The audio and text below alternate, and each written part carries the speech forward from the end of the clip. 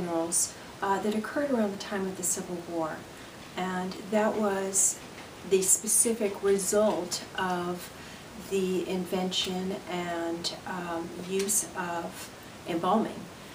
See, prior to the Civil War, funerals were generally family-created, family-managed, family-run events. When somebody died, the person was cared for at home, the body was cared for at home, the family generally buried their loved one on their own property or in a community cemetery or a cemetery associated with a house of worship.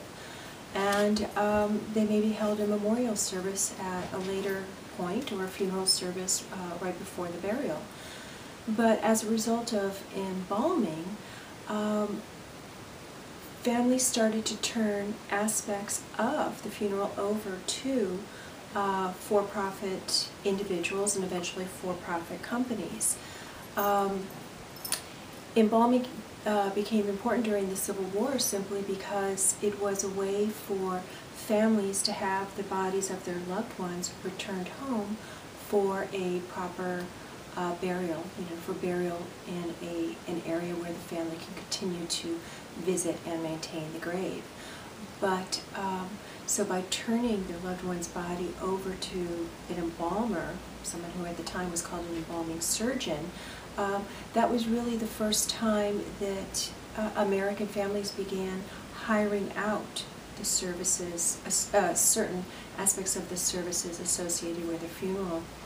And embalmers realized that in order to maintain their business, they really needed to start controlling the funeral as a whole, and so they branched out from being embalming surgeons to offering a lot of the aspects of what we today consider to be a traditional funeral, meaning a place where people can congregate, a place where visitation or viewing can be held, of course the embalming services, preparation of the body, transportation to and from the cemetery, and that in a nutshell is how the funeral industry, as we know it today, came about.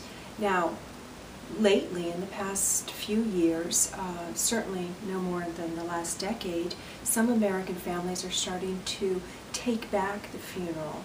They're starting to handle some of the different parts of the service themselves. For instance, they might care for their loved one's body at home, or they might bury their loved one in a so-called green cemetery, somewhere where the family can go and dig the grave, somewhere where the body then is just left and in a natural setting. But we'll be talking more about that in an upcoming video.